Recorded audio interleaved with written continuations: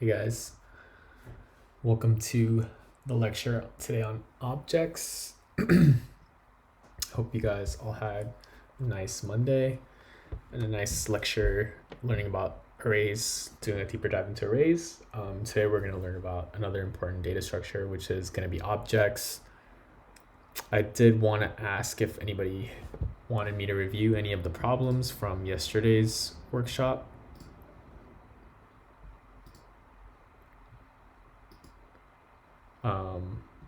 I think they should be unlocked at this point. Let me just make sure. Yeah, they're unlocked. The solutions are unlocked. I'm just gonna change this to workshop. Can we go over the my join, please? Yep. Thank you. Let's see. My join. So it looks like it accepts two arguments, an array and a separator. That's optional. And it should return a string of all the elements joined together. The separator should separate the joined elements. Cool. And if there's no separator used, comma is the default.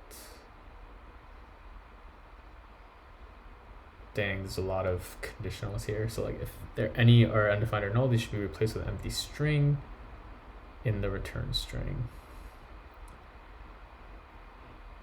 Do not use join. Cool.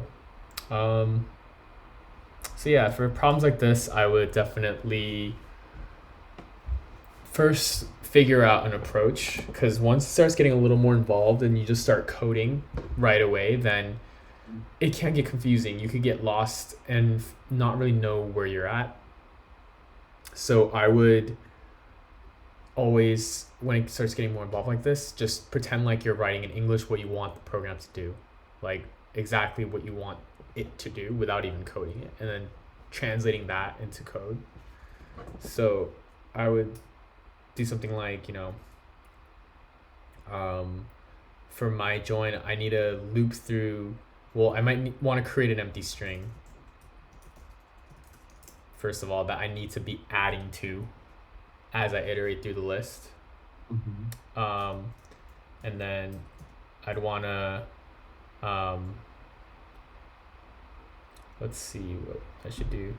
I'd want to like initialize a separator. And so that would be either a comma or the second argument. And then I'd want to loop through the list, and then basically add each element and the separator to the empty string, and then return the string. Now there might be some edge cases that I'm not looking into. Like I'm not sure if this slash, well, I think that's just an escape, so that should still work, but there might be some edge cases here that I'm not looking into, but I think this is somewhat good enough for me to get started. And also I think there's gonna be an edge case where, at the end, like basically at the edges, we might have some problems where they might add an extra separator here at the end. So maybe I can add for that, where I can just say like loop through the list and add each element and the separator to the empty string, unless we are at the last index or something. Because then we just, if we are at the last index, then do not add separator. Or we could do something like cut the separator off, like only return the first to the second to last element of the string, like slice the string, and then skip off the last one. But it'd be something similar to this. So okay, so now we need to create my function. That's my join, and it's going to take in a list and a separator. and then we're just gonna follow the instructions here that we placed in plain English, because we didn't want to start coding right away. Otherwise, we might get confused and we might start doing things that we don't need. So here we have the exact same instructions. I'm just gonna translate that directly to code. So let string equals empty string. Let separator equals there's this ternary thing you can do where you could say separator, or not ternary, but you could do separator or and then comma, and basically what that means is I think I spelled this wrong, but it's a short way of saying, without using ifs, if this exists, then use it. So if it's not undefined, if it's not empty or if it's not falsy, so undefined would be falsy, meaning you don't pass anything in there, then separator would be undefined, so it would be falsy, so it would default to the or, because this is basically saying false or, and then it's going to take whatever values is to the right is the default fallback option if this is false. I probably want to just rename this separator character, or separator element for now, and then just loop through the list. Equals 0, I is less than or equal to list dot length minus 1, I plus plus, and then here I could do string. So I could do here it says loop through, add each element and the separator to the empty string unless we're at the last index. Okay, so that's why you have -1. So yeah, what was that? Is that why you have dot length -1? So dot length -1, I believe this will just get me till the end, the final character, because it's less than or equal to. So if it's equal to length -1, that means it's the last one. So I'm still getting the last one, but here I'll do an if. But yeah, that's a good. But then I still need to move through each character in the. Each element in the list, in the initial list. Oh, okay. Yeah, but yeah, that makes sense. So, does anybody want to guess what I should put in this if? Just to translate the pseudocode into actual code. What should go in this if?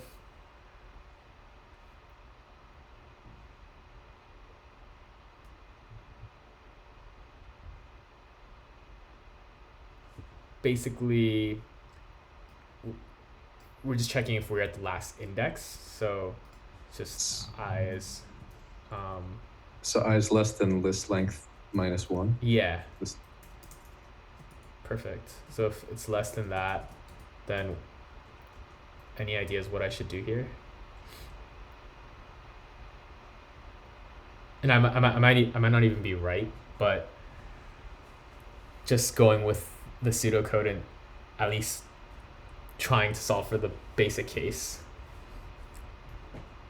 What should I do if we're not at the last element? For example, in this array, this is the then if you're not at the last, you have to add it into the empty string. Yep.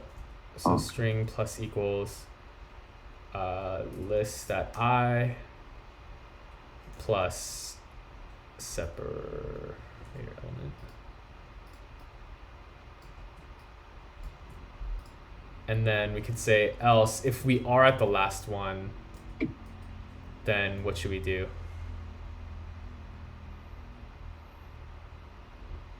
Something very similar to up here.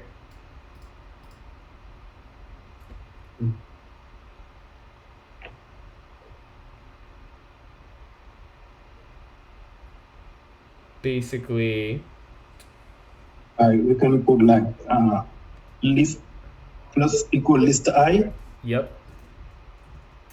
Exactly. I'm not sure if I'm right though. I'm just giving this a go. But here we'll return string and see what we get. I doubt this will work because I'm sure there's some edge cases I haven't looked into, but Okay, so returns this. Oh, I gotta replace the null or undefined with an empty string. What's that? Okay, so we could now we'd need to do some type of if, or we could just do something like list I or empty string. Kind of getting lazy here, but because I don't want to put another if, but basically, let's see if this works first. Okay, so I'm just getting a little lazy here, but basically, it's again the similar concept of up here. Like, this is introducing the concept of like, you know, this could exist or it might not exist. And if it doesn't exist, then it's falsy because it's telling you that it'll be undefined if it doesn't exist. Like, it won't be passed in at all, in which case separator will be undefined, in which case this assignment becomes it goes to the fallback, because this or is saying this is the default if this is falsy. So we're just going fallback here if there's no separator. Same thing here.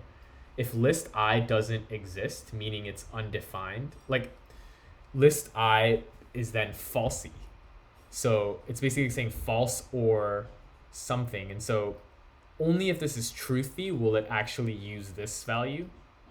And if it's falsy, then it'll use this value. Yeah. And then falsy values are false, null, undefined, empty string, 0, yeah. And not a number. Not a number.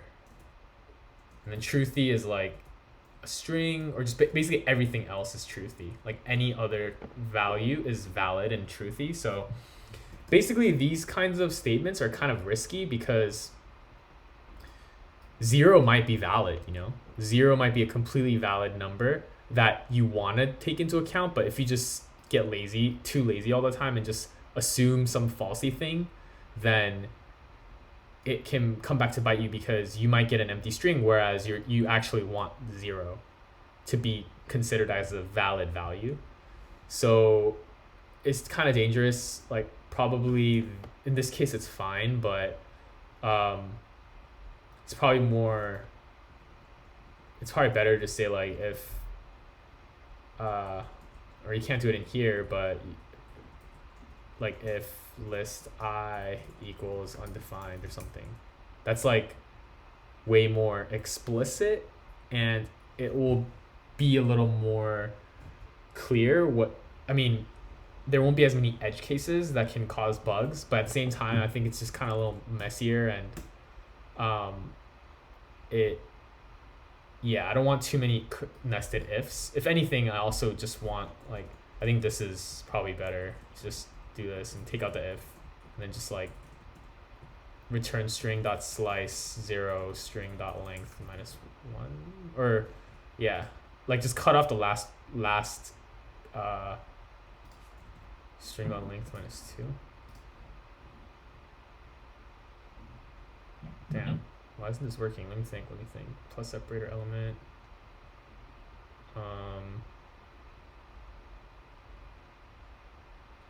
Return string dot slice string dot length -2.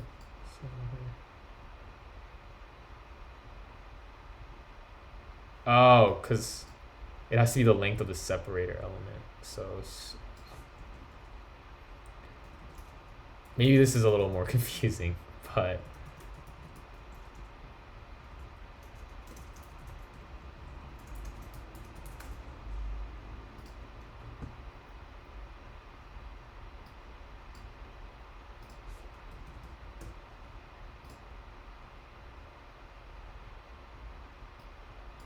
yeah, basically just like cutting off the last separator element and reducing the need for the if, so that here I could maybe say like let list element equals, and I guess you could do something if you want it to be more clear. You could say list I equals undefined question mark. If you guys have learned about ternaries, I don't want to get too crazy actually, but this might be a more explicit way where you can say if it's undefined, then use empty string, else use list I.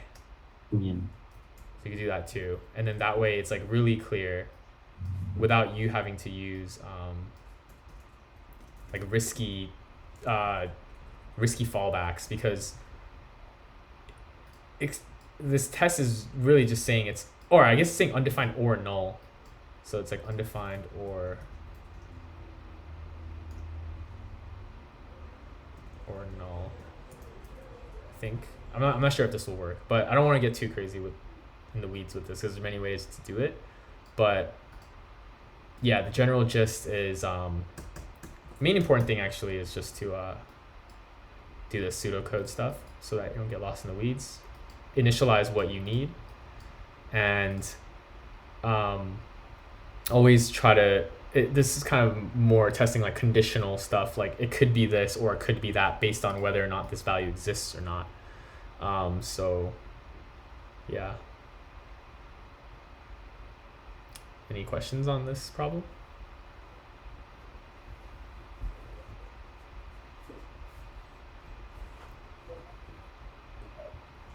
Anybody want any problems reviewed in this list? Can we do remove columns? Yep. Yeah. Okay, so remove columns. It accepts two arguments, a 2D array and number of columns, and then it will return new grid with the correct number of columns removed. So it's removing the columns, okay. So, how should we go about this? This is interesting. So, I mean, let's see.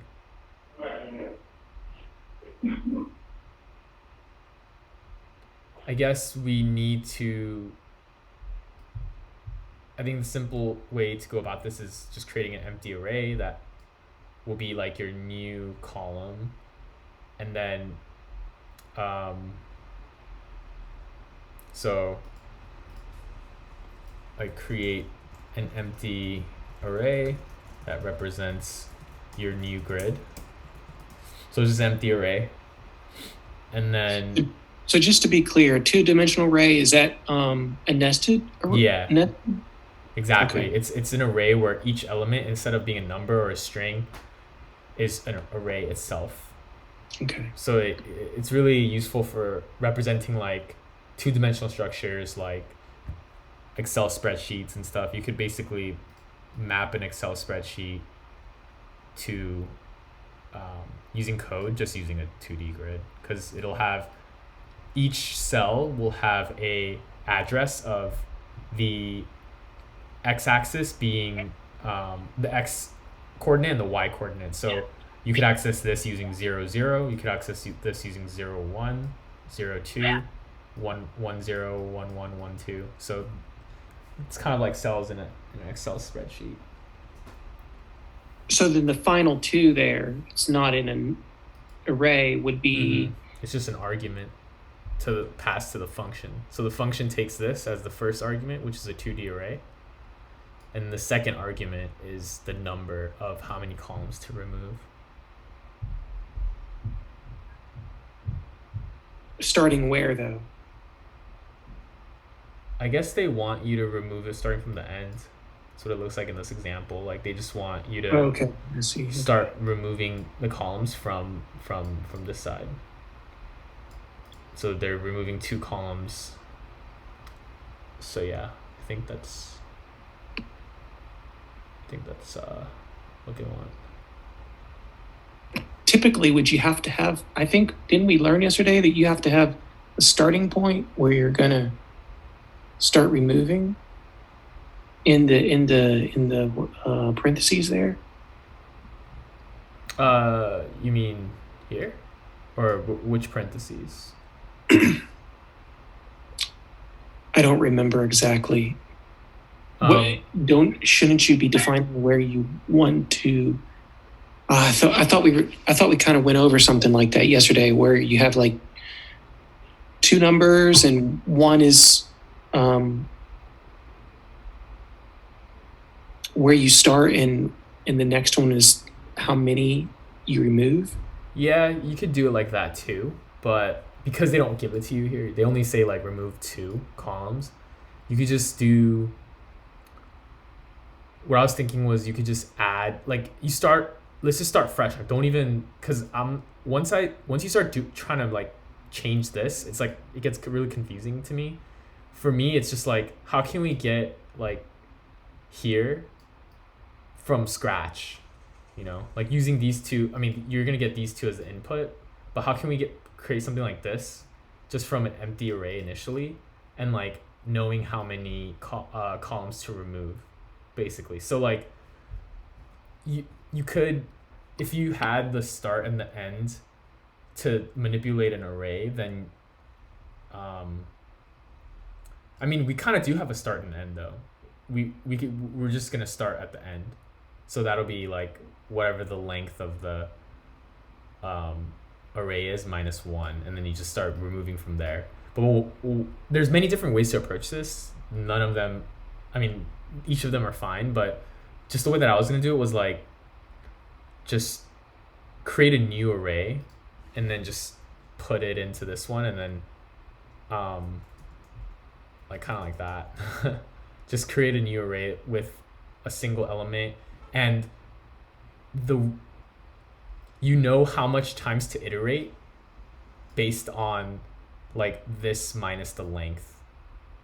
So like because the length is 3 and you want to remove 2, then that means that you're only going to have 1 column. And so I'm just going to put an array with that element, or I'm going to iterate length minus this times, and then for each index I'm just going to grab whatever index that is of my element array, and then just push that into a new array, and then push that new array into this new grid. There's like a lot of ways to do it. It's just one way that I'm thinking of, but yeah, if you're missing, it seems weird because you're only given 1, but you could just think of it like you have the length of the array, so that's one starting point, meaning like the starting point could be 0, which is the first element, or it could be the end, but it looks like we're popping off the end here. So we're starting off the end, and then they're giving us 2, so with those 2 pieces of information, like we have enough to figure out like how many times to iterate, or how many times we should add elements to our new array to create this like new output with the columns removed. Probably pretty confusing, to be honest, but I think just working a lot with 2D arrays in general will get you guys more comfortable with it. It's just like a little intimidating to work in this structure, but basically I would just, you know, it's a similar concept of like looping through each of these. I mean, yeah, you could do it a lot of different ways, but like you could loop through each of these and pop from the array. Nice.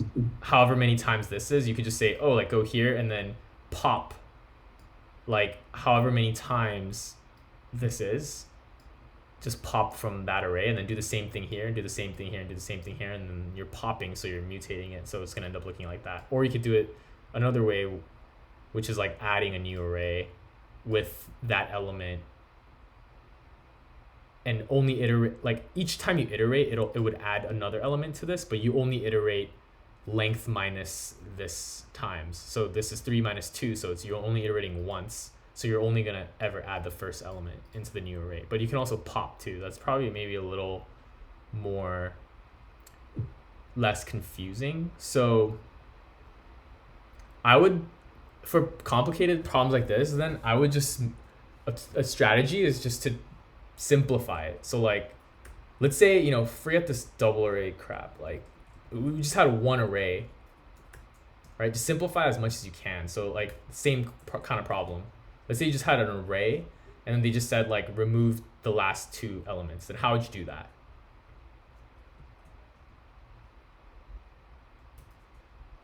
Any ideas? Like, let's say we had a grid that looked like this. How do we remove the last two? You can just Yeah, exactly. We could pop twice. So we could say like if this was n, right? We could just say like while n is greater than 0.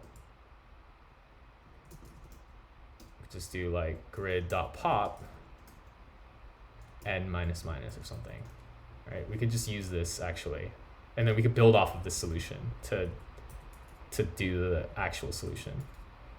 So does everybody understand this? How do I turn? Basically, I need to turn this into this.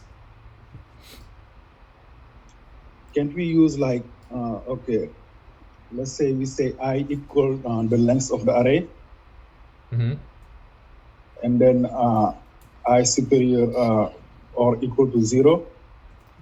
And then we start n minus minus, and then when we iterate it over like 2 times, and then we use the key break to discontinue the iterating, pop it like pop, and then use break. Yeah, I think it's a similar idea. If you want to pop while doing this, but you don't need a break here because you're only doing n times, so like it'll break by itself after it's done popping 2 off. But yeah, I think it's a similar idea to solve this simplified version of the problem. So once we pop it, we don't need to then do anything to it, right? Once it's popped twice, it'll it's done. Yeah. just be, we can just return the original grid and it'll be the right answer. Yeah. For this problem, like we gotta transform our problem to be able to solve like 2D arrays. But I just wanted to let you guys know a strategy of like if something is kind of crazy looking with, it's kind of intimidating to figure out how to start doing this, then just simplify it and just say like, what if I want to solve a really simple version of this problem? Meaning like I don't even want to deal with 2D arrays. I'm just going to deal with a single array or a one-dimensional array. And then how do I get it to look like this?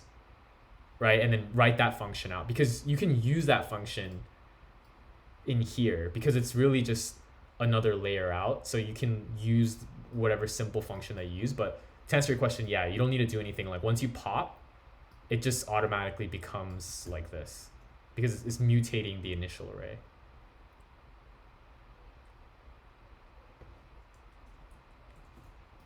So maybe have a function like let's see, shorten array, right? And then we have an array, and then we have num to shorten by, right? And then we could just do the same thing while n num to shorten by equals or is greater than 0. If it's greater than 0, I want to pop. And then num to shorten by minus minus, meaning getting it closer to 0. Once it hits the 0, we'll be done. And I can just return this array. And that should give me from here to here. Right? So now, how could I use this to solve this problem?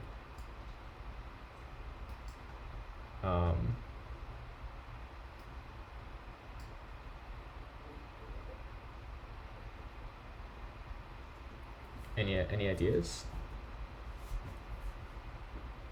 Like we know how to get this individual array to look like this array. So how would I get each of these arrays to look like each of these? So you need to loop through it to get each individual element in the array, and then exactly. loop through each array. Yeah, exactly. Loop through each individual element in this outer array.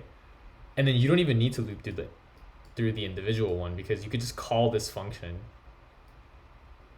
this this, you could call this simplified function on this array, and it'll give you this array. So you can just replace this element in the array with the output of this function. So basically it's going to look like you'll have something like this, right? And then you're going to iterate through each one. So first you're going to select this guy, and then you're going to pass this array into this function as the parameter. And then you're going to pass the num to shorten by, which is this parameter. So you're going to pass that into here, and then you're just going to reassign it. So like it'll just be like, it'll just look like this for your first loop, for your first index, and then you're going to loop through again, and for the second index it'll look like this, and the third index it'll look like this, and the fourth index it'll look like this. Because you're replacing each of these elements with the outcome of this helper function. Oh shit. Does that make sense to people, or am I losing folks? Like basically I just figured out how to convert this 1, 2, 3 into an array of 1, and then I'm just gonna repeat that, keep calling that function on each of these arrays. Oh, okay, I got it. Yeah, because you have the while loop that will then run through each. Yeah, so it is element. nested. Okay. It is nested, but I'm like, it's like abstracting away the nestedness, which is like what you want for clarity's sake. Because like now I don't like, let's not even think about what's happening in here. Like you just need to remember that this function shortens the array by this. So like whenever you call it in the original array, in the original function, it'll just look like you're calling a function in plain English, which is describing what it's actually doing, versus like exposing the implementation, which is going to be confusing to people. Because like it's much easier to reason about in your head, like this is shortening the array by this number. It's like, it just like makes more sense than like trying to understand what this is doing if it had no name, if that makes sense. Like, okay, so while it's shortened by, it's popping, and then, I mean, you could kind of tell after reading it, but it takes a lot more cognitive overload than just to say, oh yeah, it's going to shorten the array by this number. So it's good to break up one large function into smaller functions so that it reads like English. So then it can say like, you know, without you having to know exactly what each function is doing, because that's a lot of cognitive overhead.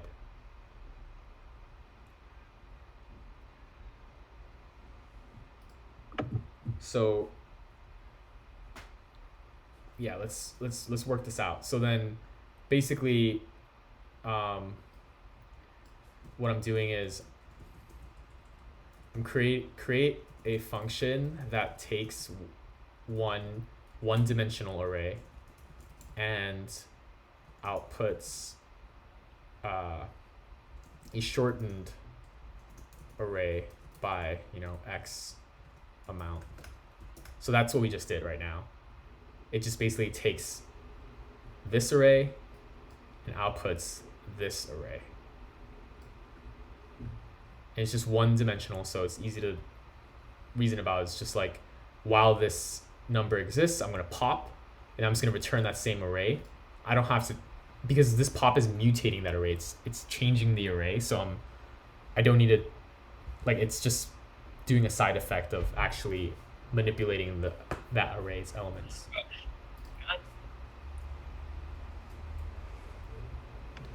And then I'm going to call this function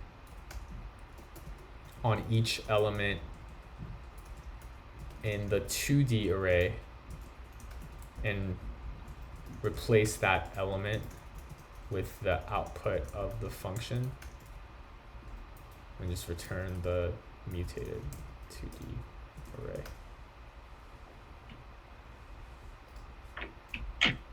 So it's a function remove columns. It takes a 2D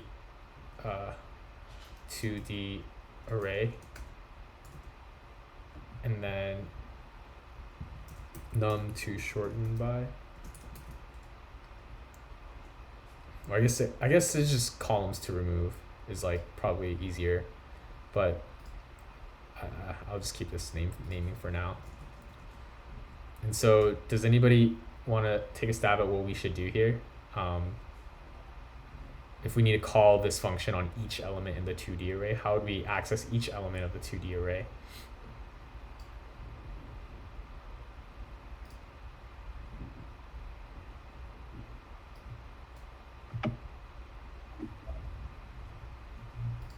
You could do a for loop Yep. starting with I equals 0, then Perfect. I equals or less than or equal to original grid length minus 1.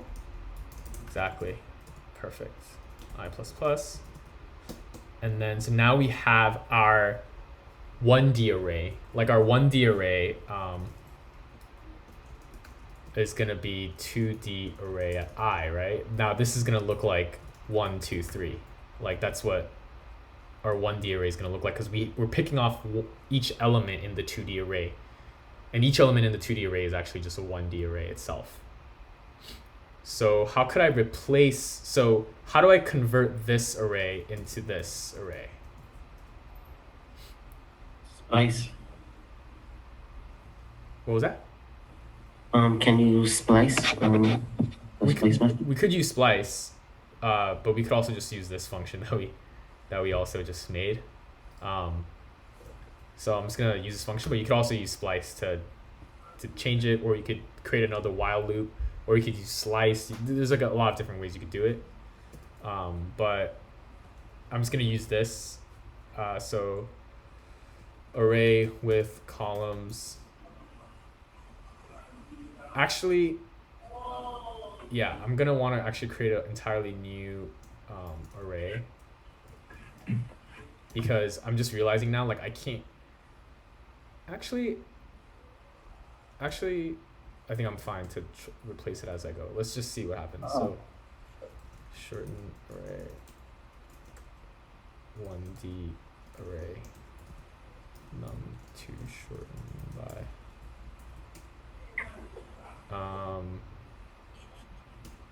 Why couldn't we just use like, for each? we could have used that. Yes, and then use like the callback function that you just created as a callback function. You could have done that. That's totally fine. But it's kind of like the same thing. A little less work with the for each, but yeah, you could have done it that way too. I can show you that way too. But yeah, let me just yeah. I mean, you could have done it that way. But let me just see if this is kind of messy, because I'm like mutating it as I go. But it could. I don't see why it shouldn't work.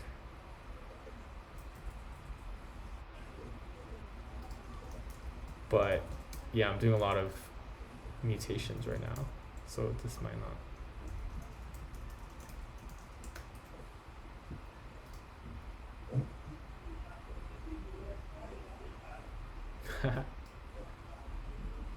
Array columns removed is not defined.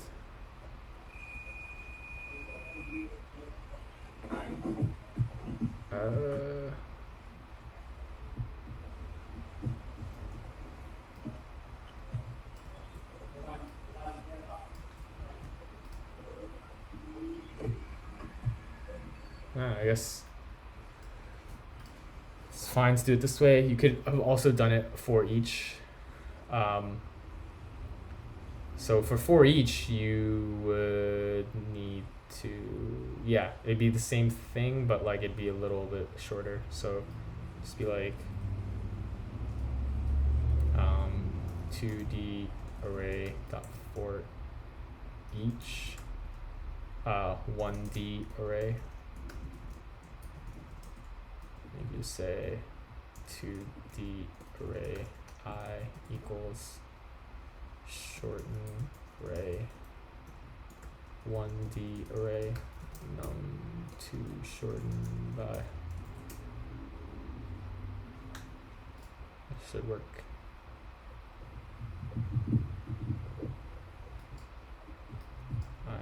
not defined. Oh yeah, then I still need the index.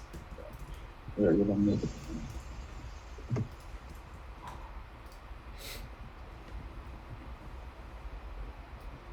Yeah. But the reason I think the important thing in this problem is to break up things, because basically it's a little clearer, in my opinion, to read this than to read like nested loops, even though it is actually a nested loop, because this function is a loop. But you could kind of read it in English like, okay, so I'm taking my 2D array, and for each 1D array in that 2D array, I'm gonna reassign the index of that 2D array with a shortened version of that array. So you could read it in kind of in plain English versus like, oh, this for loop and then going in and then going another for loop X amount of times, this arbitrary like indexes, and it's a little more confusing. So I would say when some takeaways from this is, when you are faced with something that looks a little confusing and unconventional, like a 2D array, then just maybe think like, how would I solve one part of that problem, like the easiest problem, into the smallest component of, okay, so it wants all these arrays in like all this new array with 2D structure and everything. Why not just first solve how to take this array and then change into this array? And then using that, you could build on that, because once you know how to solve one part of the problem, you could just repeat that logic for each element, because it's kind of like the same in this particular case. Versus trying to just tackle it all at once or solving exactly what is asked. Like, it's better to solve like, oh, like maybe I don't know how to do that, but I could do this. Like, I know how to do this is the 1D part, and then okay, so now I know how to do 1D, like let's use that solution and build off of it to solve the two-dimensional. But yeah, you could have done this like a million different ways. But I think the concepts of helper functions are always good. Like if you ever have an inclination to want to make a different function that a function calls, that's like perfect, because in a perfect world, like we should be able to read code like, bake cookies, right? And then we want to, preheat oven. Like, look how like fun this is to like read or understand, like preheat oven, and then get ingredients, right? And then mix it all together. Like, this is like if you see in the code base like stuff like this, it's like really awesome. But then if you see things like for let, and then another for, and then another for, and then it's like, okay, I don't know what this is doing now. So if you can at least break those up into, and it's fine, like these individual functions might be complex. They might be complex when you look into them, but at least you're taking them one by one versus like a whole aggregate of confusing things into one place, versus like it's confusing, but at least it's limited to like one function and it's like small.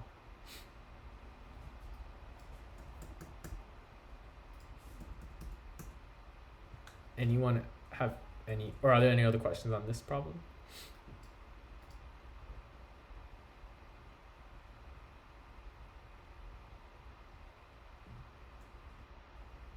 Any other ones that we want to go over?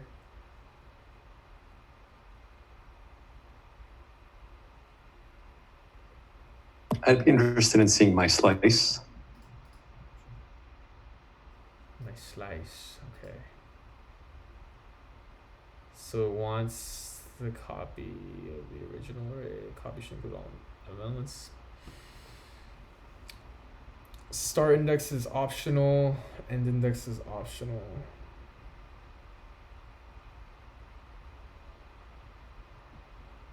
Damn, that negative is kind of annoying. Yeah, it was just the negatives that threw me off, and then I couldn't figure what it was supposed to be at the end. Yeah, I think the negative is definitely tricky. But yeah, we can just start approaching this. So again, it's gonna be good practice like writing the pseudocode out. So you know, there are some optional numbers here, optional arguments here. If instance undefined, include all the indices starting at and including the start index to the end of the original array. Okay. So I'm just gonna solve for this one first. The happy case where you have a start index and end index. So how do we do this? Well, it should return a copy of the original array, right? So we shouldn't be using pop and push on the original array. We could be using pop and push on a new array, on an entirely new array, but we shouldn't be using that on the original array. So what we could do is we probably want to create a new array, right? This array, and now we can pop and push into this one, and it won't affect the input. So we create a new array, and then we create a start index, right? So the start index is going to be the second argument. So start index is going to be second argument or 0, because it looks like if you don't even get one, then you're just starting at 0. If you get one, then you're starting at 1. I mean, you're starting here. If you get, and we haven't gotten to the index yet, but and I guess this negative thing we'll just handle it later. Like, let's just at least get some quick wins here and not try to solve everything all at once. But you know, once we have a little bit of a working thing, we can like kind of make modifications to it. But yeah, I would probably just go with the main cases first. So start index is going to be either the second argument or 0 if it doesn't exist. And then we want to create an end index, and that's going to be either the third argument, or what would it be if it doesn't exist? Any guesses? Like in this case, right? The third argument doesn't exist, so what should the end index default to in that case? Just array.length -1. Yeah, exactly. And then and then we just loop through original array at start index until end index, and push onto new array, return that array.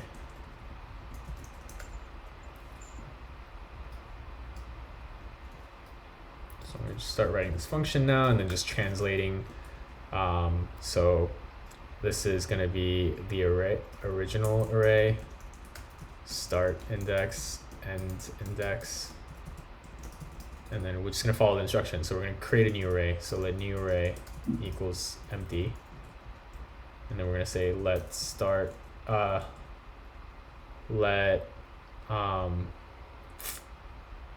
see, like naming is, because it's not, I can't use the same name, but say let actual start index equals start index, and or 0. We could do or 0, because even if this was 0 and it was falsy, it would still fall back to the correct one. So I think using the or here is fine. Let actual end index equals end index, or array.length -1. So I'm just copying the pseudocode into actual code.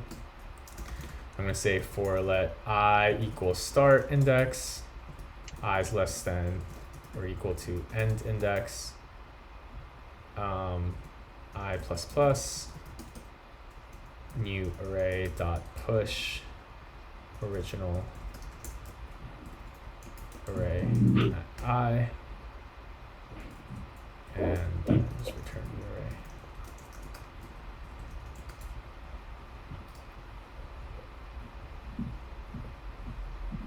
array.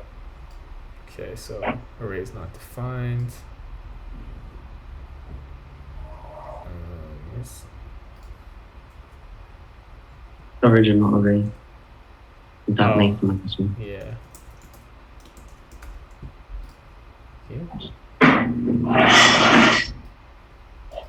Okay. Let's copy the correct starting value. Expected length 0 to equal 2, so it's start index, end index, or well, it's less than or equal to start index. Let's see. I might need to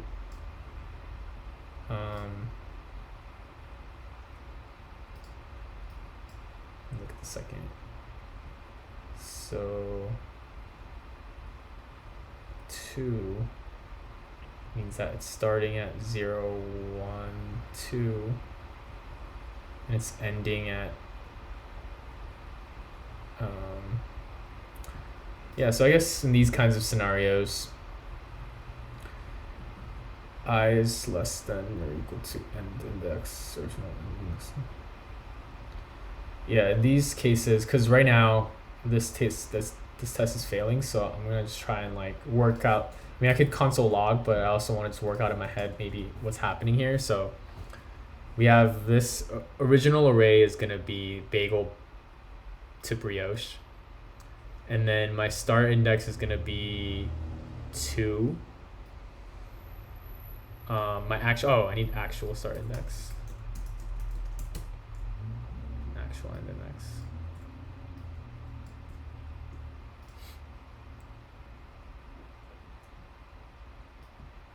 All right, so we're getting close.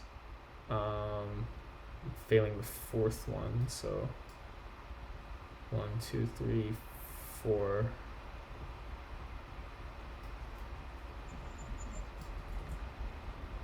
All right.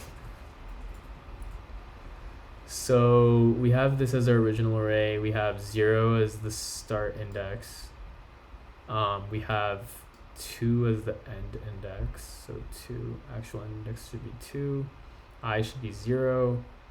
And we should be getting BLE and no. Let me see, 1, 2, 3, 4. So we should be getting bagel and baguette. So it goes in, this actual start index is 0, while it's less than actual end index, which is 2. And then it pushes in 0, and then it should push in 1. Oh, I guess it's like -1. It like doesn't take in that last one, because it's not going 0, 1, 2, it's going 0, 1.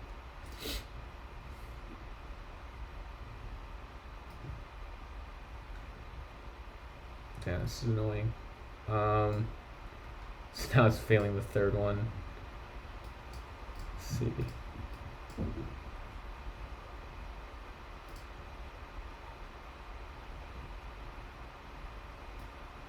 Zero.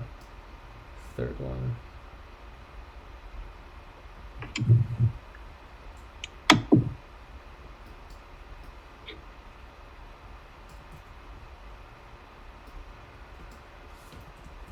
So let's see. So 1, 2, 3. What's it getting? Expected length 1 to equal 2, so it's only getting 1. I think What's up? yes. Instead of like length -1, can't you just put like length? Because like on the splice, it's not included the last one. Oh, okay. Oh, I see. Yeah, good oh yeah, great catch. So I'm sure it's now only failing the negative ones. If negative, yeah, the negative ones are failing now. Nice. All right. So for the negative ones, what do we do here? I think the negative one we should have put like a condition because it's going to be reversed instead of like slicing it from left to right. We're going to slice it the other way around. Makes a lot of sense. So we could say, you know, if start index is less than 0, or if it's greater than or equal to 0, or actual start index. Actually, this thing might get weird because yeah, this is fine. We'll just leave it for now. If the start index is greater than 0, then we're gonna do this. Else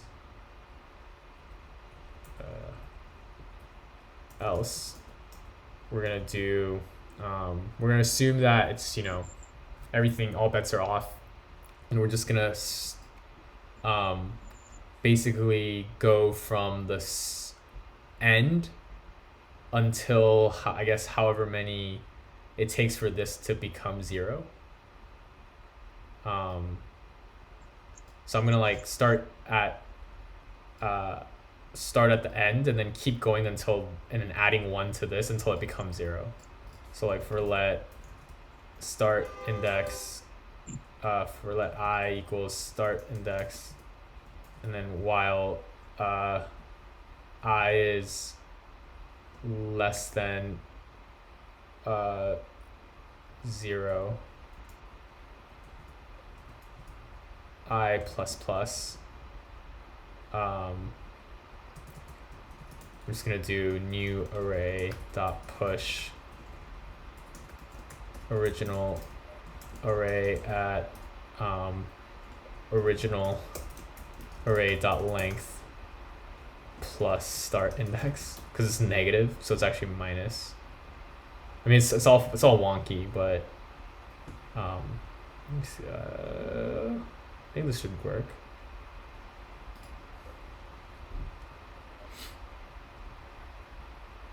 Damn, that's breaking something else. Let's see. For array push. For me, I would use like a J and then instead of plus 1 I plus plus and then go I minus minus. Right, Start but index should be the from. oh, so you're saying like Yes, it's reverse.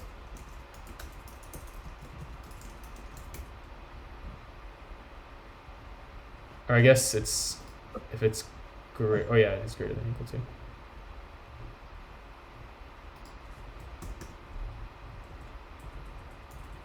Then it should be superior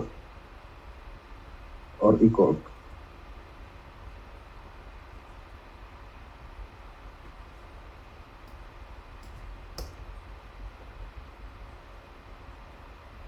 So this is gonna be, if it's -1, if start index is -1, it's gonna be the lat length minus 1, so it'll be the first thing, and then oh no, but do we want each of those?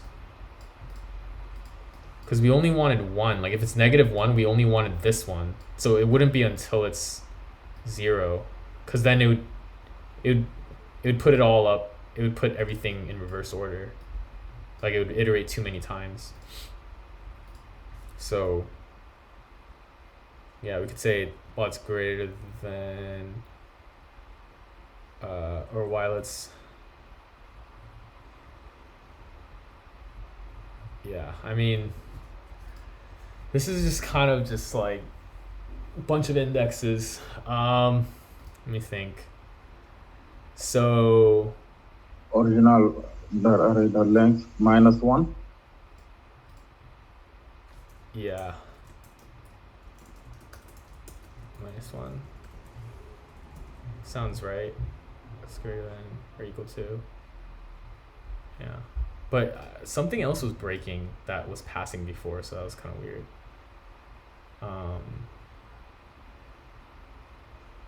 Yeah, so for let i's. So when I is -1, when start index is -1, it's gonna be that, and then when that means I is gonna be what's the original array?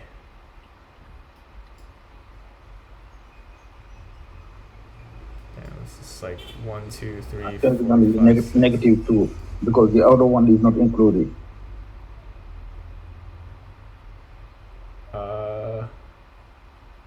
What did you say? -2 or the length -2.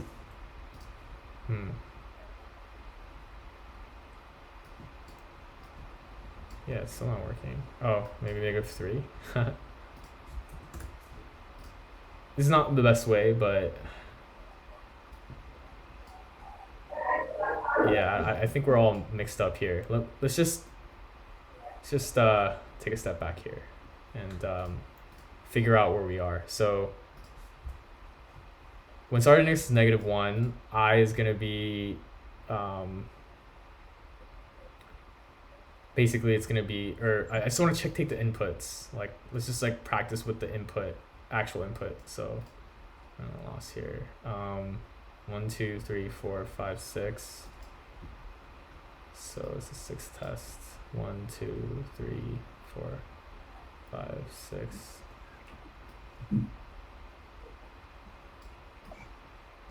Okay, I was gonna figure out what the heck's going on here.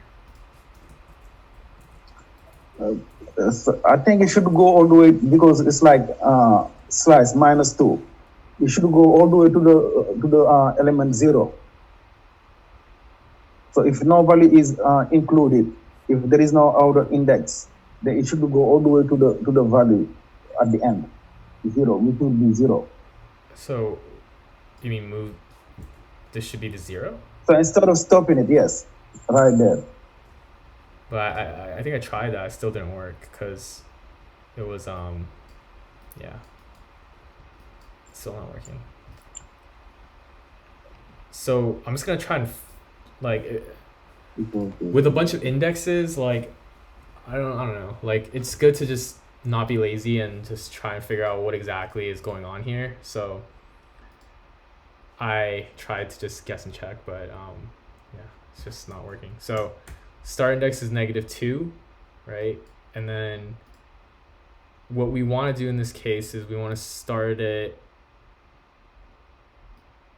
at the original array dot length, which is 1, 2, 3, 4, minus 2, which is 0, 1, 2. So yeah, looks like we got the start index right at I, because I will be 2, 0, 1, 2, and that's where we want to start it at. And then we want to say until it goes to 0, equal to 0, I minus minus original array. I mean, this looks like it actually should work. Or no, we gotta go up. Because we gotta go Bialy, and then we were going down, but we gotta go up to get brioche. And then we gotta go until length -1, or yeah, I think it's just original array dot length -1. Yeah, I think so. So start index. Yeah.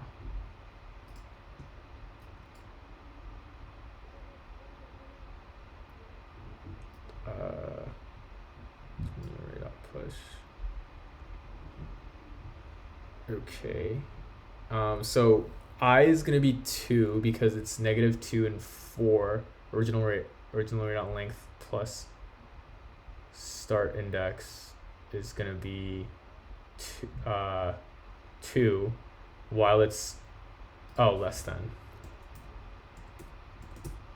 or equal to, yeah, and then it adds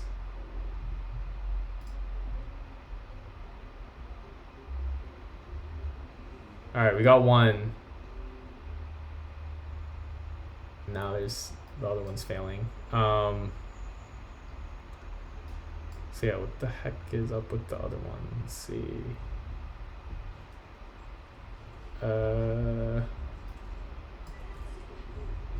Oh, what the heck? It can be like any of these can be negative. That's super annoying.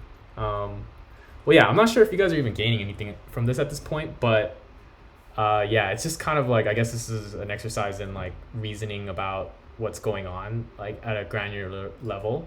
But I did not know that this could also be -1, whereas this could be regular. So now that just throws a wrench in everything. But yeah, I don't want to take up too much time doing this problem, but yeah. It's helpful to see just how you need to go to all these different like dot length and then adding and subtracting different things to get the right starting index and ending indexes. Because Yeah. I was playing with that and I thought that maybe I was doing too much or doing something wrong, but Yeah, I think that I was on the right track. I think my approach was just not fully fleshed out initially because I was just kind of lazy to think about all the edge cases. But I mean, if it would do us good to know that, yeah, this could also be negative, in which case I would probably have just kept using this, but figuring out the start index, like maybe making the start index a function. So like, let's just like start it. Like we don't have to finish it, but like this is already too confusing, and I'm just like doing random stuff here. Like no one knows what this is. So we'll just take that out, and then like you could probably have a function that gives you the actual start index that you should actually use and the actual end index that you should actually use based on, you know, like here, function get start and end index or something, and then takes in a start index and end index. Someone's saying something, by the way, or my internet might be shutting down. Can everyone hear me? Yes. Oh, okay. Yeah, something's happening. But yeah, this is what I just did right now is taking shortcuts, and I would not recommend it. But this would probably be a better approach, is like get the start and end index, and let's just only figure out the start and end index, because like forget all the, like we know how to do the simple stuff, right? Like the when the start index is regular and the end index is regular, so that part is not the interesting part of this problem. It's like more so the fact that you know, start index could be undefined, or it could be positive, 0 to it could be positive, or it could be negative. And like how to get the actual start index and actual end index based on the fact that end could also be undefined, positive, or negative. So if there's like a complicated part to a problem, it might be useful to create a separate function that just handles that complicated part. Just hone in on that. So you know, if start index is greater than or equal to 0 and end index is greater than or equal to 0, like the normal, like the happy case, then I'll just return like, and let's just say that we'll return an array, and the first index is going to be the start index, and the second or the 0th index is going to be the start index, and then the first index is going to be the end index. Let's just say like that's how it maps. So then I'll just return start index and end index. If they're both greater than 0, then that's like my simplest case, and like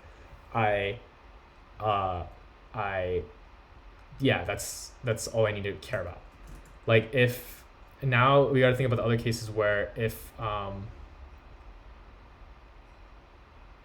guess this gets weird because you can have what are all the different cases you can have? So you can have a start index without an end index. So we'll say if there's no start index or there's no end index, if start index is greater than or equal to 0 and end index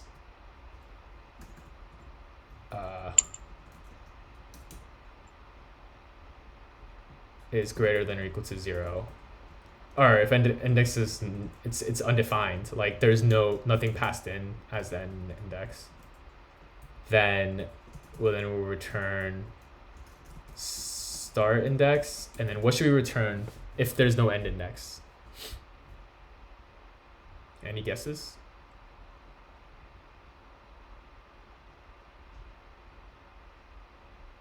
Like if there's no, if it's not provided, then what should we use as the end index? If it's just like not provided, like in this test case, what can we assume that the end index is?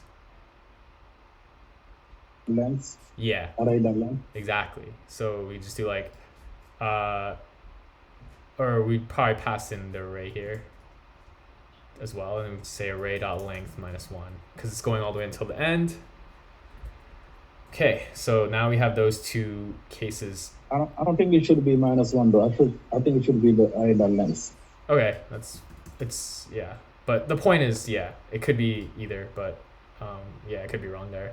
And then, so now we have the case that this handled. So now we should also handle this case where the starting index is negative and the end index is undefined, right? Because that's the other case here where it's start is undefined. So that means here we could say if there's no if start index is less than 0 and there's no end index, then we return, and this is like the part that we get confused about, like what is the actual start index? I think the start index is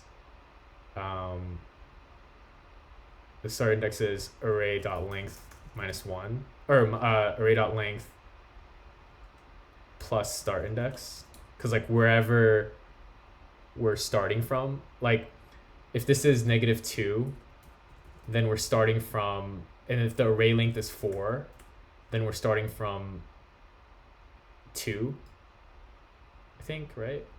I'm getting confused here. Yeah, we're starting from 2, and then we're gonna go until the end of, so the end index is still gonna be the array.length minus 1, or array.length.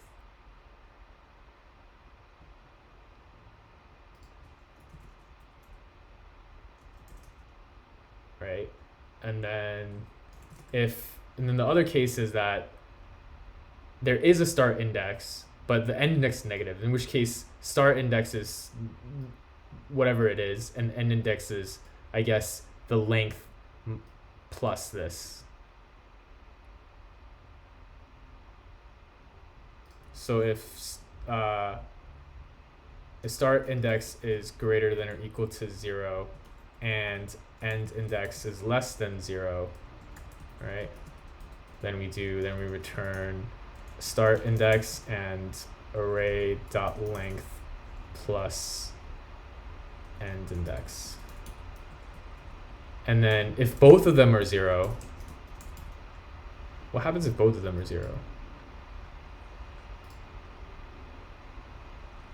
Oh, it just returns the original array. So if and end index also, then we just return we just return 0 and array.length minus 1, or array.length.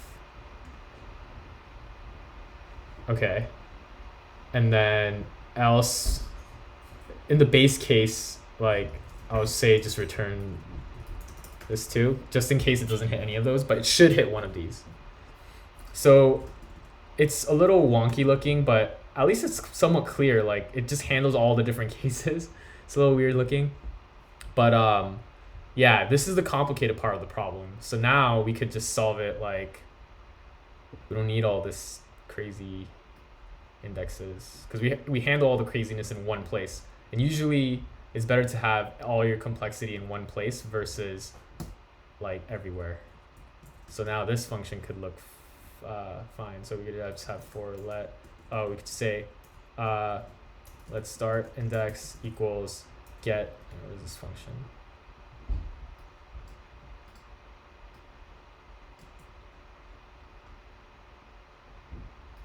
it's probably the proper way to do it here. And this one is original array.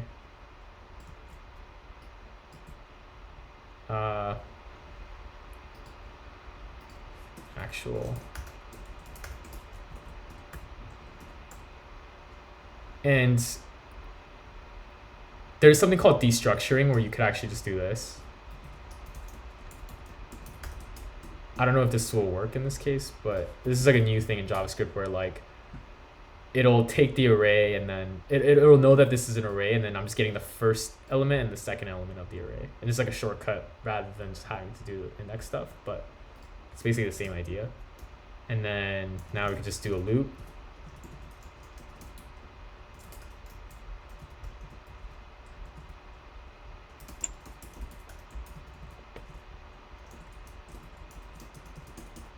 And then new array dot push original array at I, and then just return the new array.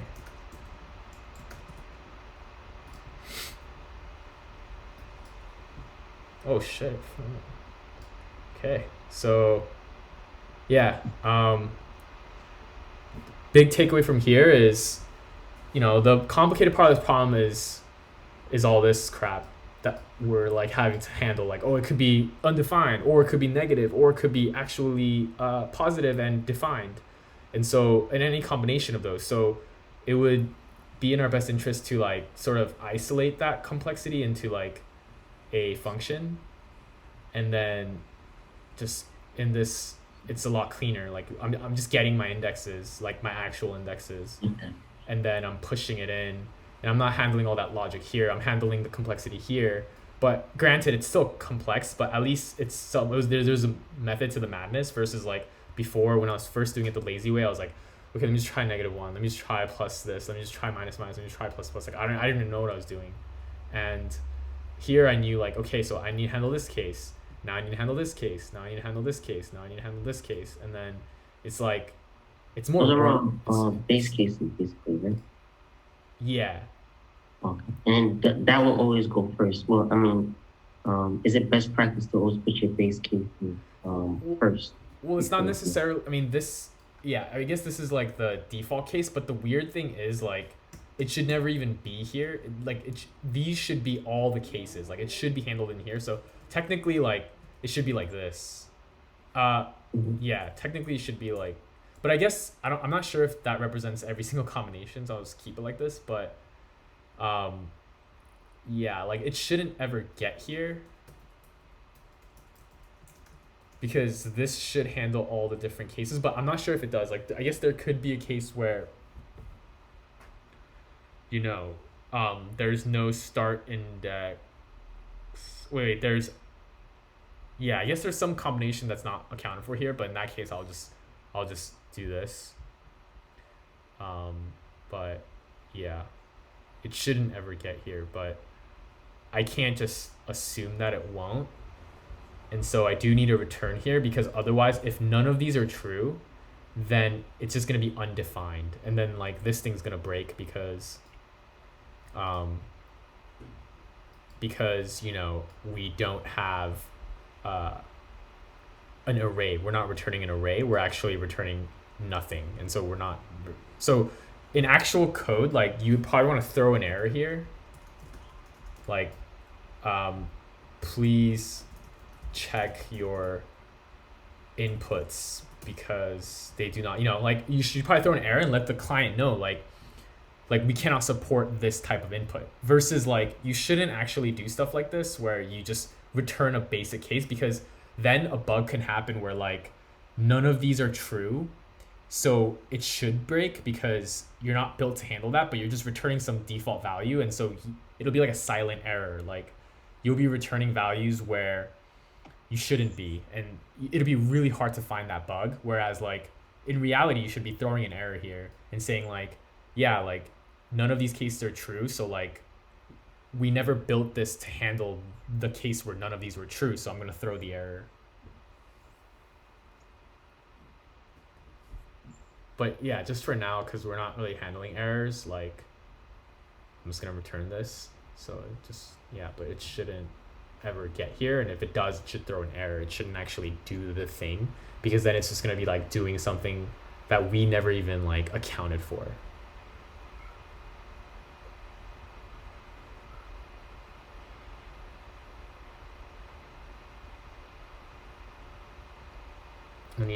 Any questions about this problem? Good questions, by the way. I'm learning as I'm doing this too, so yeah, it's all good principles to get out of this.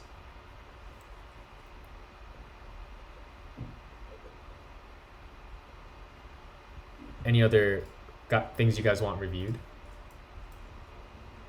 I know we're gonna probably not have too much time for the stuff, but the workshop, but you guys will still have a little bit of time, because I'm probably gonna speed through the lecture a little bit.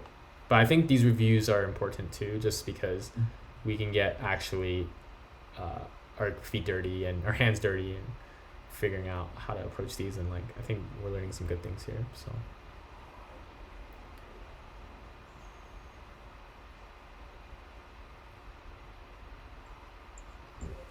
everyone good? Yep. All right, so we're gonna go to objects.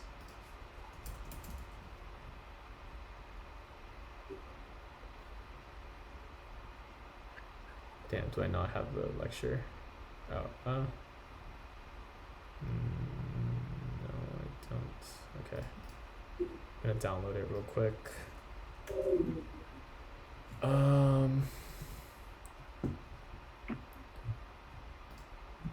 Yeah, feel free to take a breather and get a light refreshment or something as I try to figure out where this lecture is.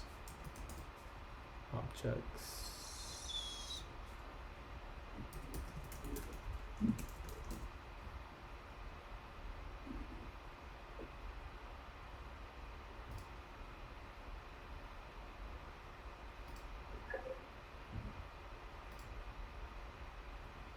Slide deck.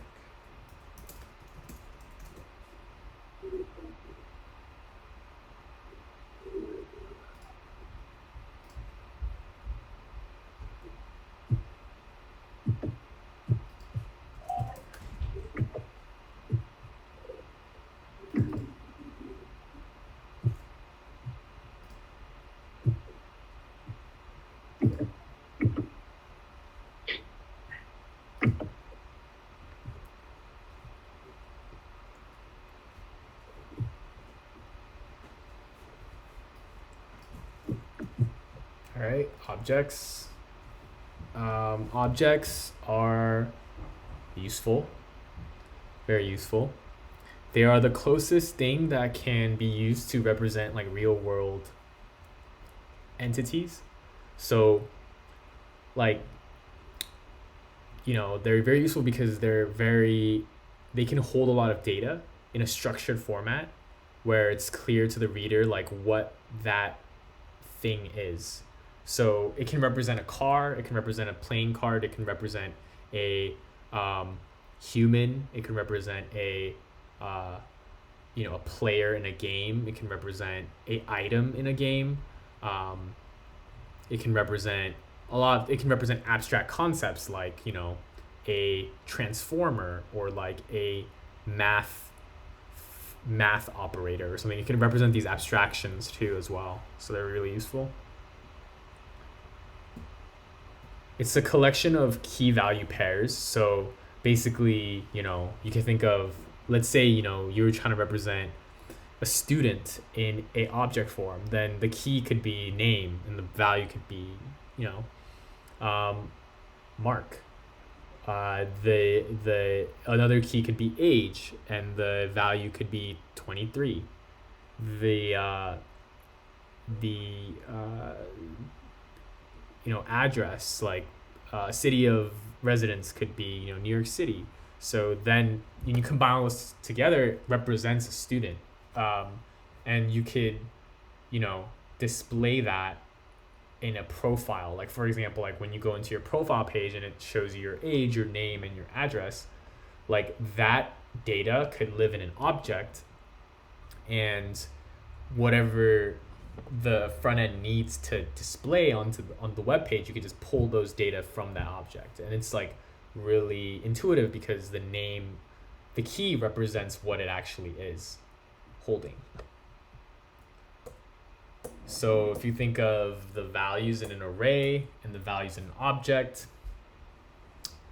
it's kind of similar because an array, like the key, you could think of the key as the index and the value as whatever the element is at that index. So it's kind of similar, right? Like the key in an object, it could be a string, but in an index, it's in an array, it's really just the index. But the difference is like it's more meaningful for it to be a string value than to be just a random number. Like if I gave you my array at the 33rd index, like that doesn't mean anything to us.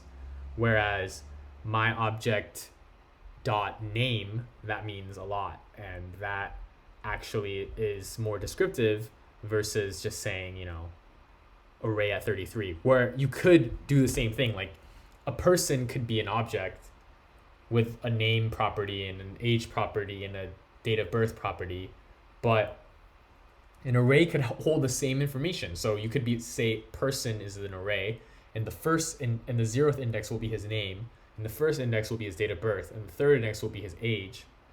But that's just like this is hard to work with because you have to remember that 0 maps to name and 1 maps to, so like they could hold the same data and you could use them for the same thing, but it's kind of like using a hammer to open a wine bottle. Like you could do it, but it's probably not the best way to do it because you're gonna have broken glass everywhere, and you know, and then you'll probably get to the wine, but you know, it's not the right tool for the job.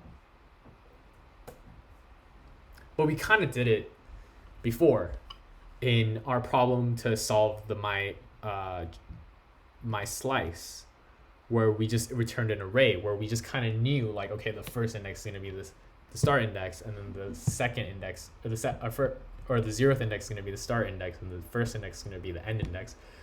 We kind of did that, and that's not the best. So ideally I would have returned an object that says dot start, and that has a key start index and that has a value of the start index, and then has a key end index, so it's really clear what each one is versus having to infer that the first element is X and the second element is Y.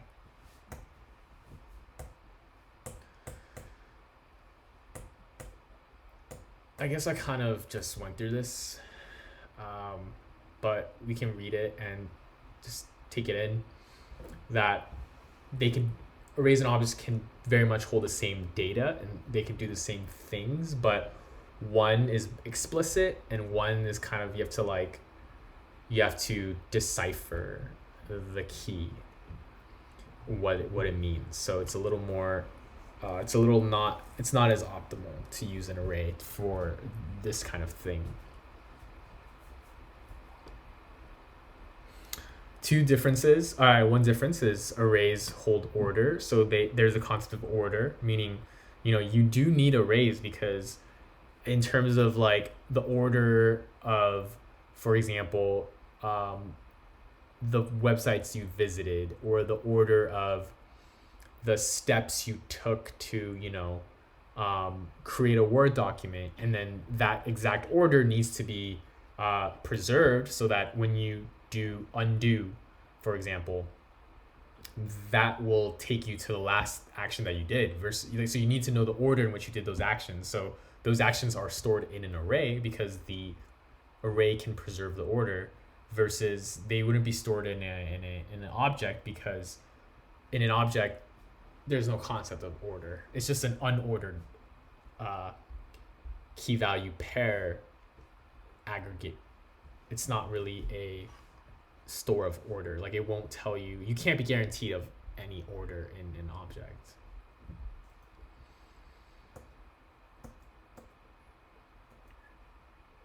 Objects type is object, but again, just to review this concept,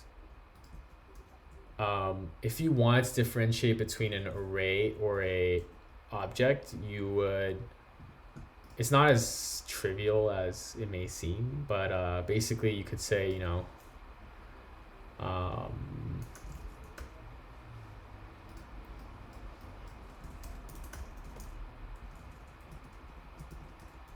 2, 3. Array dot is array. That should be true. So basically,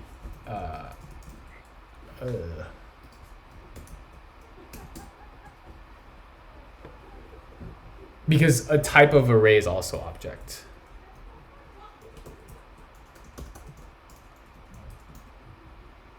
So like you would use array.array is object to decipher if something is an array versus using type of, because there's no type of array. It would just tell you it's an object. But if you wanted to know an object and have it be different from an array, I think you have to do something like, it's kind of weird, but you have to do something like object.constructor or something. So this would be like object.constructor equals object, or yeah, something like this.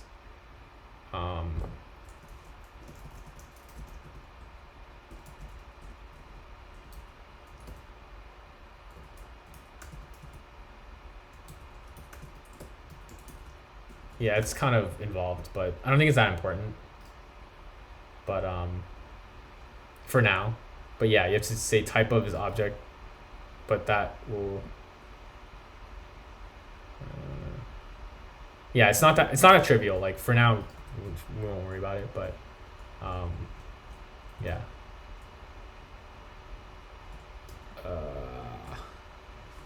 But yeah, when you do type of object, it'll tell you it's an object, but that doesn't mean that's the best way, because arrays are also objects. So I don't know what that slide was, but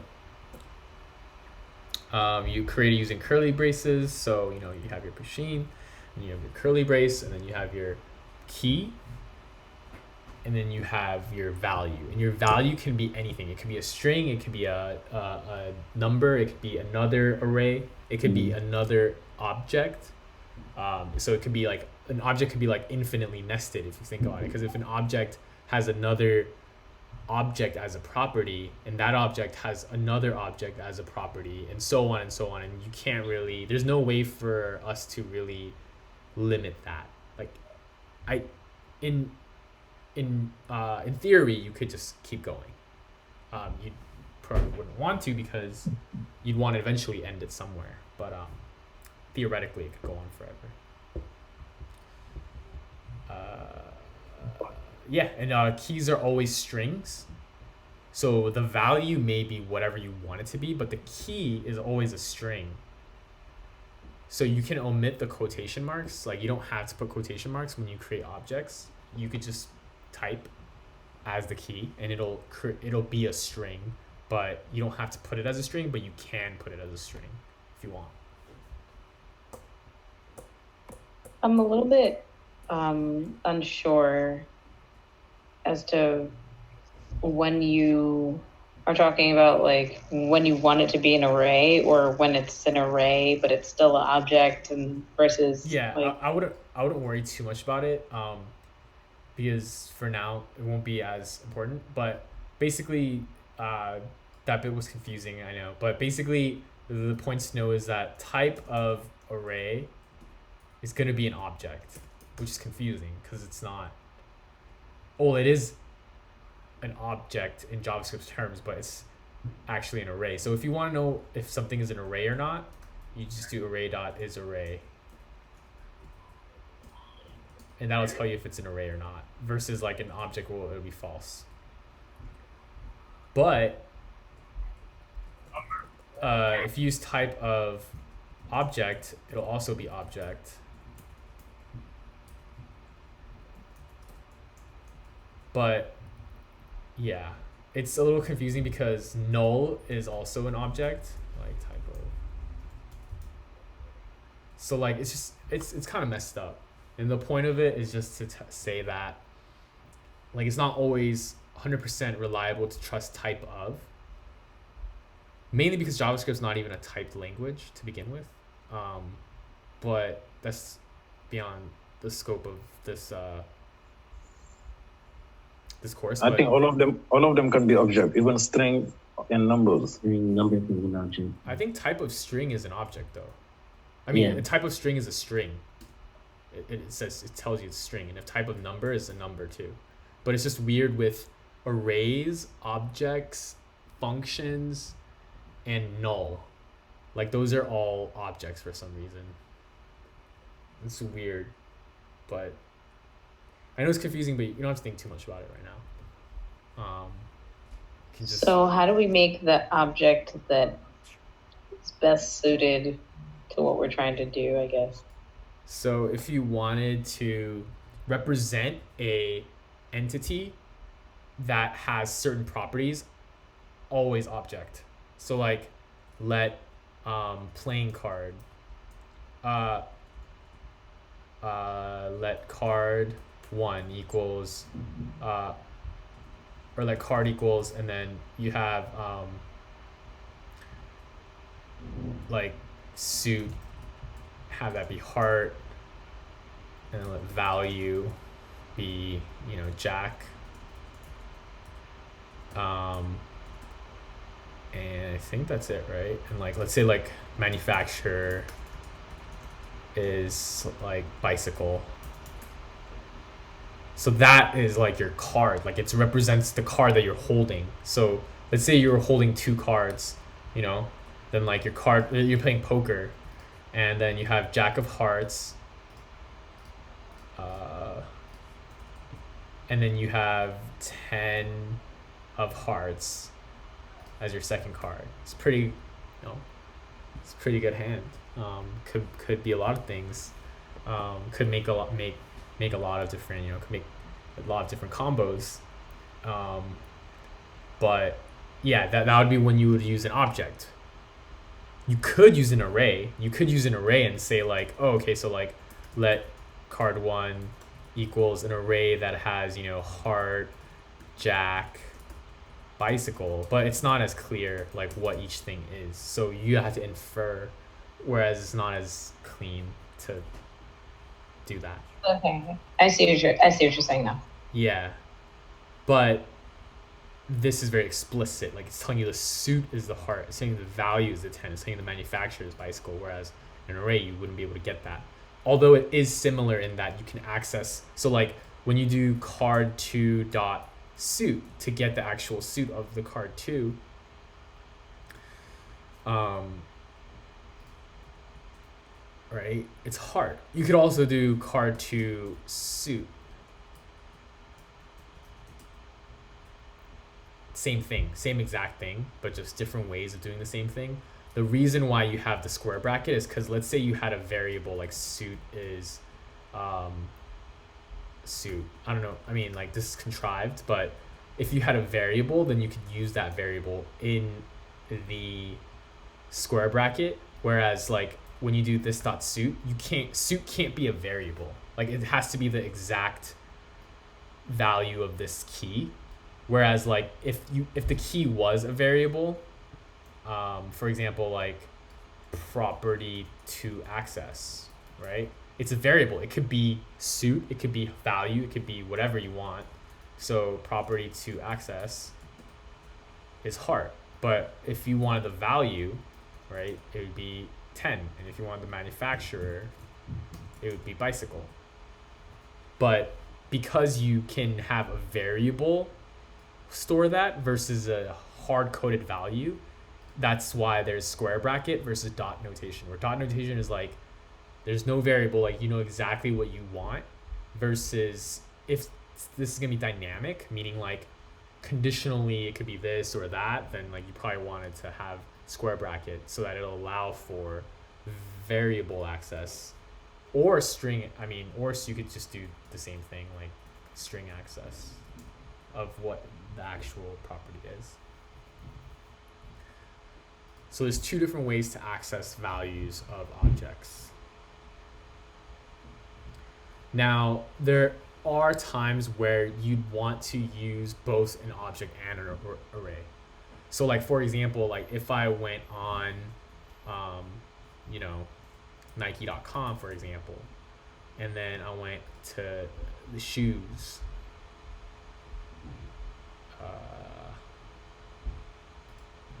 And then I went to, yeah, so like now, like here we are. Oh, this is a lot. So this is an array of objects. Like each of these things is an object, right? And then it's a list. So it's an array because it has a specific order to it. Because you can sort things by a specific order. Like if you sort by price high to low, then you can see this, you know, it's sorting in this order, and it needs to preserve this concept of order. So that's why it's held in a list format. So you can think of it like this thing is, I could represent it in an array of objects. And arrays of objects are like bread and butter stuff. Like you have an array, this is your shoes, right? It's gonna be an array. And then your first item in the array is gonna be Nike Adapt Auto Max.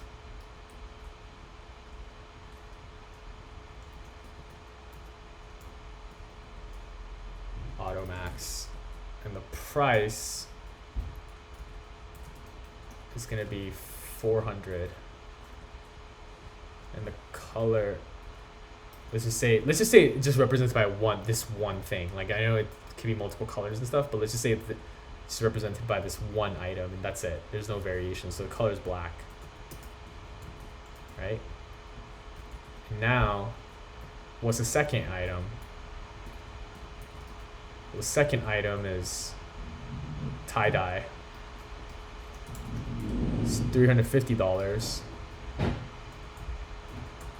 And it's you know, a rainbow. So like that's how it looks in the code. And then what we need to do is basically like loop through this, and for each object in this list, like create an HTML element for it with all this data in it. So like, you know, that's basically a website.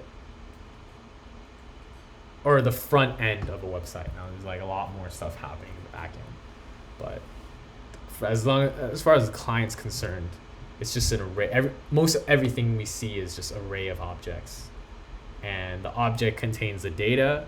The array groups them together, like it groups them together in a shoes list. Whereas, you know, there might be a different list for when you do swimwear or something. I don't know. Yeah, but you guys get the idea. Like this is a different list of things, but the list functions to group these things together, and it also functions to preserve some type of ordering of the items. Now, individually within that list, the items themselves just have a bunch of properties and values, and it's a representation of a real world entity that we just need to display on the website. So yeah, arrays and objects work together, and they each have something that they're good at.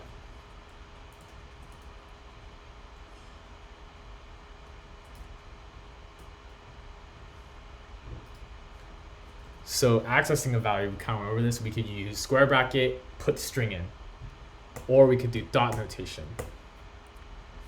And I didn't go over this, but if we try to access a property that doesn't exist in the object, it will return undefined.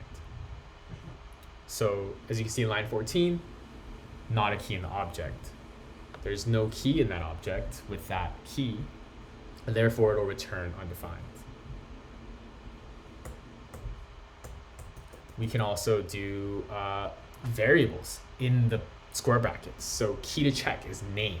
So what would line 13 log? Any takers? Pushing. Yep, Pusheen. How about line 14?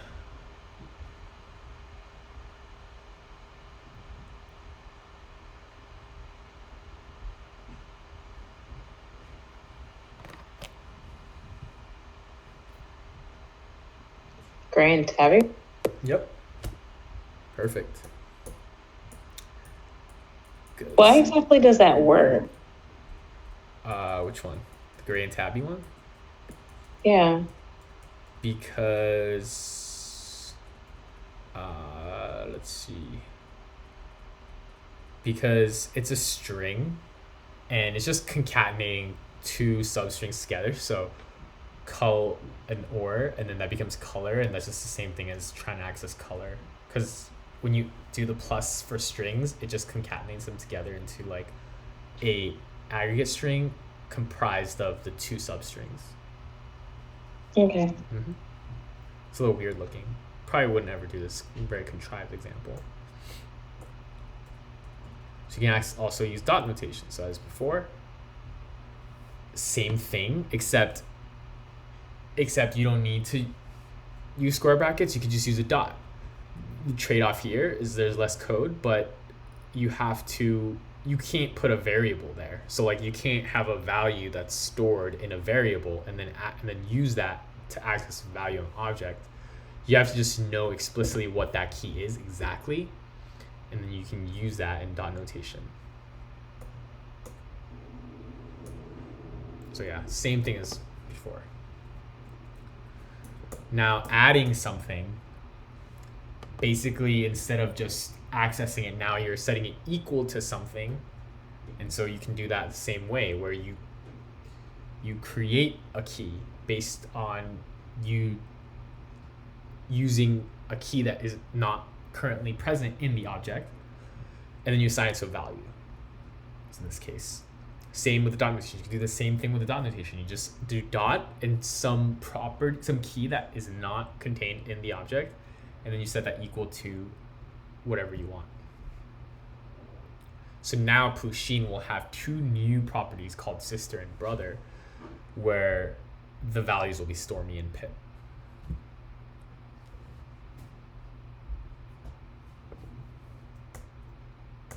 You could also, yeah. Where are the commas in that, like, coming from in the final? So great question. So the commas function to separate each key. So in an object, you have to put a comma between each key, or else it won't work. It's just like a rule where it essentially just separates out each key and like make sure you're able to delineate between each key. So it's necessary, but the last item doesn't need one. You could add one, it won't break, but that's optional. But in between, all of them need to have a comma. I mean, could you click ahead a little bit? Yeah. One more. Yeah. So in the final, it has like Pusheen and then a comma for name. Yeah. Why is it up there also? It's the same thing as line 3 to 10, 3 to 8. There's commas there too. It's just they just kind of have to be there. It's just like a rule of objects, is that each key is separated by, or each key value pair is separated by a comma. Okay. Yeah, it's just kind of like one of those things like we could have used the semicolon to separate arrays, but they use a comma to separate the arrays. It's kind of like the same thing. Like we could have had a semicolon there to group key value pairs together. We could have had a dash, we could have had anything, but we just decided on, or not we, but JavaScript creator decided that. It's up to him. Couldn't say anything about it.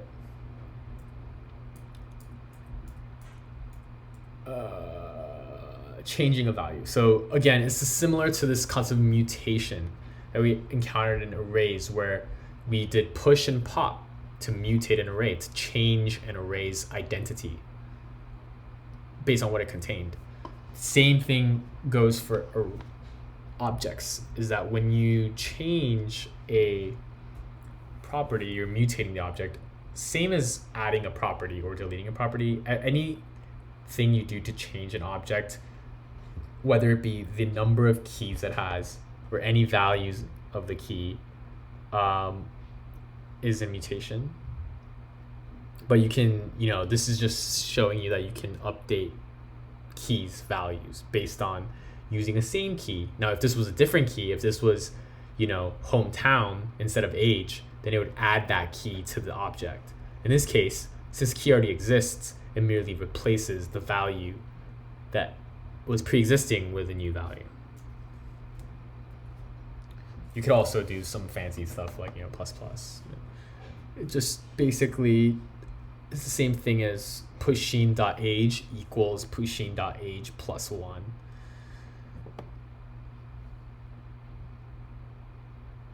Anybody want to take a stab at what this logs out to the console? 9. Yep. 9. You can also delete key value pairs if you wanted to, make a pusheen less descriptive. Like you just, you wanted to make it more of a mystery. Like pusheen, we don't really know much about pusheen. Well, then you could just delete the age, delete the color. And now it's very ambiguous. It's amorphous. It's something that we can't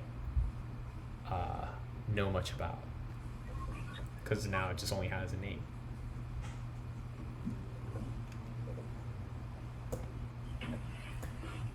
You can use the in operator to check if a key is in an object. So if we want to know if a certain key is in an object, then we just use the in operator as so, and it will give you true or false based on whether or not this is inside. So can anybody guess what lines 10 and 11 will log?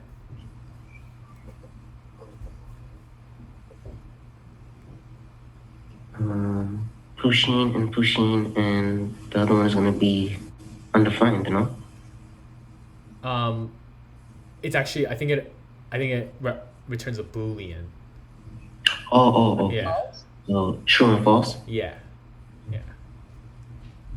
It's just checking if something is inside of an object. You can use a for in loop to loop through all the keys in an object. So we could say, yeah, exactly. For key in pusheen, in that way we are essentially getting all the keys. We're looping through all the keys. And then we log this. So can anybody tell me what this will log?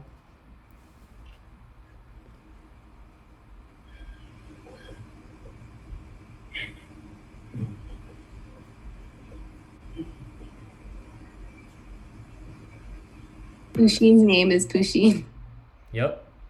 And what else? Pusheen's age is 7. Pusheen's color is gray and tabby. Yep. Perfect. One thing to note is that this order is not guaranteed, although it will 99.99% of the time give you name, age, and color. That's not necessarily like essentially we can't think of an object as an array where the name is first and the age is second and the color is going to come third. Like, although in this case it happens to be like that, and in most cases it will be, that's not necessarily what it's used for. So needing to be guaranteed of this order is not the correct way to go about programming, because although it will come out in this order most of the time, that's not guaranteed, and it could not come out in that order. So in theory it could, but I mean I think JavaScript has it so it'll follow the same order. But if you want the concept of order, again, arrays are the way to go.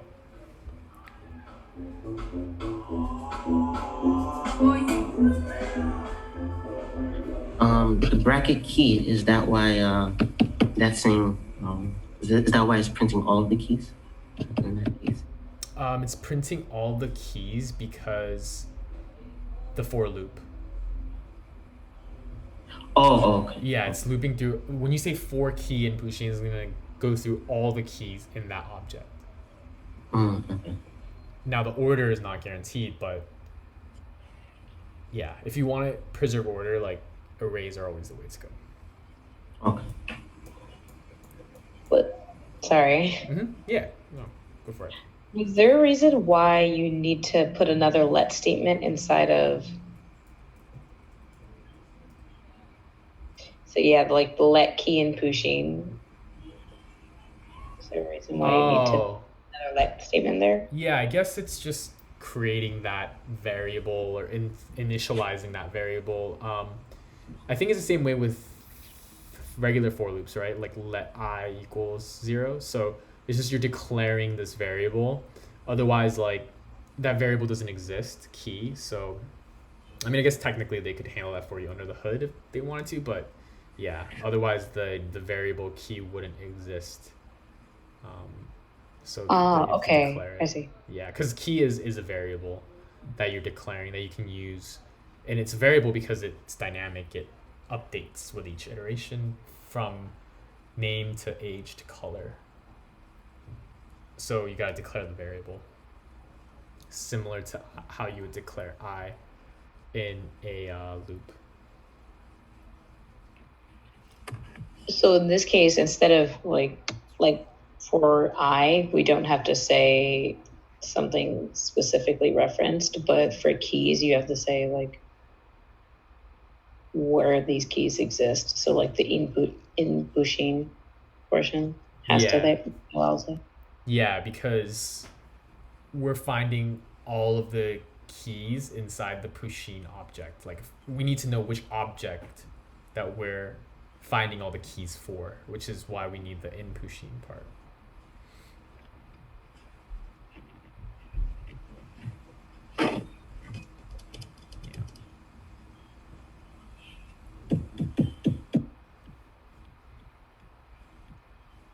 So you can think of this like for let key in Pusheen, like it's basically like an introduction.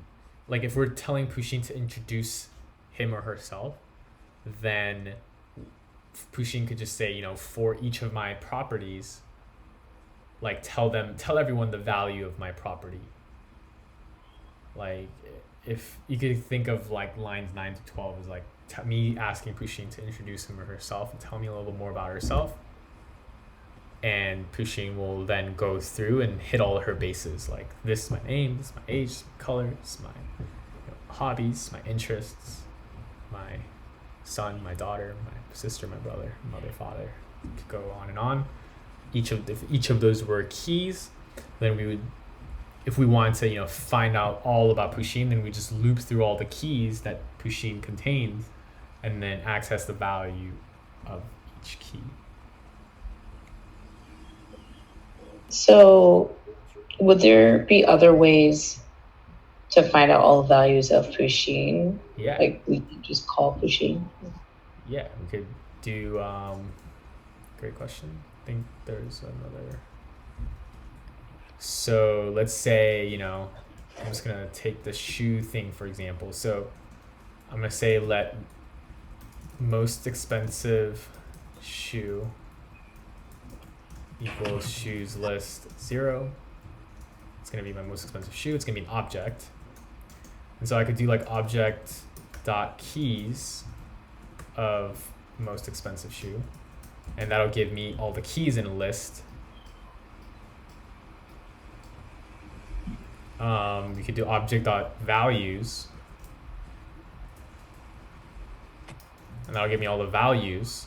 But then the thing is, like, we can't really, it's hard to match each key to its value because it's only really helpful when like you know which key maps to which value. So that's why that loop is really useful, because like here we know, you know, that the key is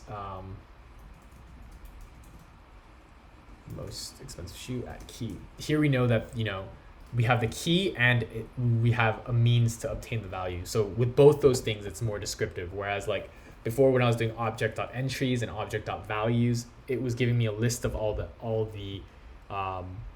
was giving me a list of all of the keys and it was giving me a list of all the values. But without the context, then it's more ambiguous what those things are. So the loop is nice because you have, you know, I mean, these are just telling you all the values, but you also have the key too. So you could just say key and value, you know, so you can say name, automax, price, 400, color, black.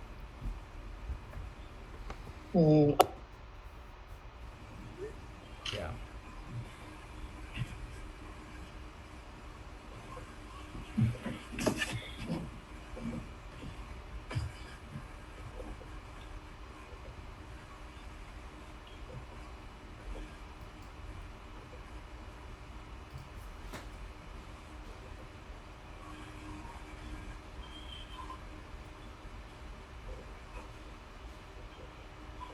Can anyone tell me what this would log?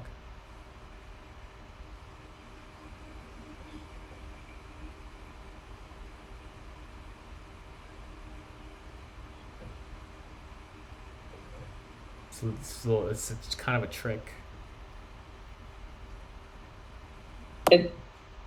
Is this just the Pusheen's name is Pusheen? Close. That would have been the case if this was square brackets, because variables can go inside square brackets, but dot notation cannot process variables. So what happens when you try to access property does not exist in object? Defined. Yeah. So it would just be Pusheen's name is undefined. Pusheen's age is undefined. Pusheen's color is undefined. Because key is a variable, and so the only way we could access actual values by using square brackets. The only way dot notation works is when you know the exact key name. And the key names are dot name, dot age, dot color, but dot key is not a property, so therefore it's undefined. Does everyone follow this part?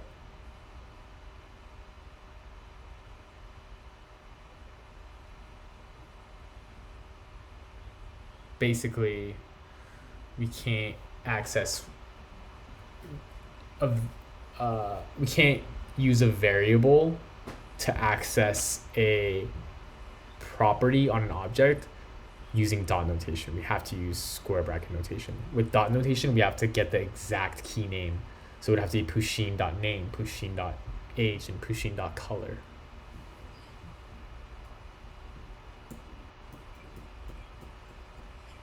So object.keys will tell you all the keys in an array format. So we want to, object.keys, Pusheen. Anybody want to guess what this will log out? If we're going to log an array of all the keys. Oh, so just name, age, and color. Yep. Exactly.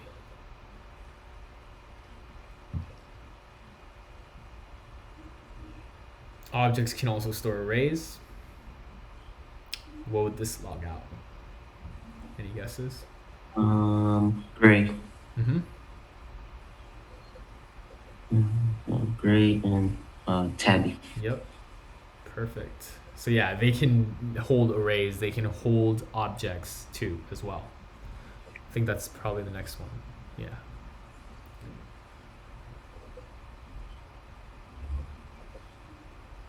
Anyone want to take a stab at what these would log? Stormy and Pip. Mm-hmm. Exactly. You can just dot into infinity. There's no guardrail as to like how many nested layers it can be. It can be nested as much as you want, or it can be as flat as you want.